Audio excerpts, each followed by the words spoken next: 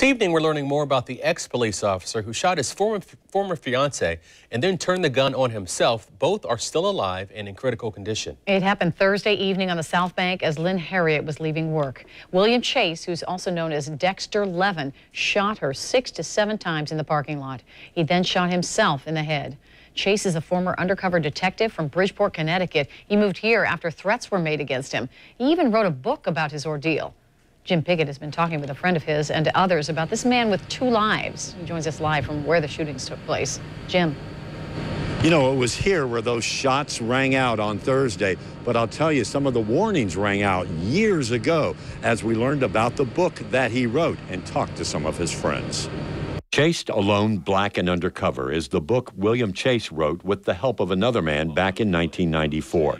He talks about the life of being a black undercover officer and what it did to his mental state. Here's an excerpt. Sometimes I feel like I was a government experiment, a test tube in a lab, a secret weapon never before launched. We needed training programs for undercovers. We needed to provide them with stress management so they can deal with the manipulations, the threats, the everyday dangers of the job. We sat down today with one of Chase's friends in Jacksonville who knew him from his days of deep undercover work. Mark Karen teaches forensics at various local colleges. He says Chase, who he knows as Dex Levin, also taught forensics. Karen says what happened is horrible, and he feels for Lynn Harriet and her family. We were talking extensively about this issue that he and Lynn were going through, and I kept reminding him, Dex, let it go, let it go, let her go. And he seemed to be doing that. There was no indication whatsoever he was going to snap. I knew something was wrong. Karen says he stressed to his friend he needed to get everything out in the open. We talked to our crime and safety analyst, Gil Smith, a former JSO officer, about this. I don't know if you can say you can blame it on past experience, but I think to some degree it can be a cause of that. Because him working undercover, you sort of take on sometimes the personality of the underworld.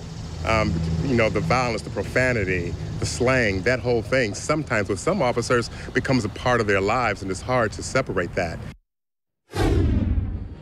You know, I talked to Lynn Harriet's sister. She was the victim in this case, and they said they weren't fully aware of his entire background here, particularly with that book, and that was a surprise. Also, the police chief in Bridgeport, Connecticut, was saying that he admired him during the times that he was working up there in undercover, but said that this was a shock, and he did say that those threats against him were real. We're live on the South Bank. Jim Pickett, Channel 4, the local station.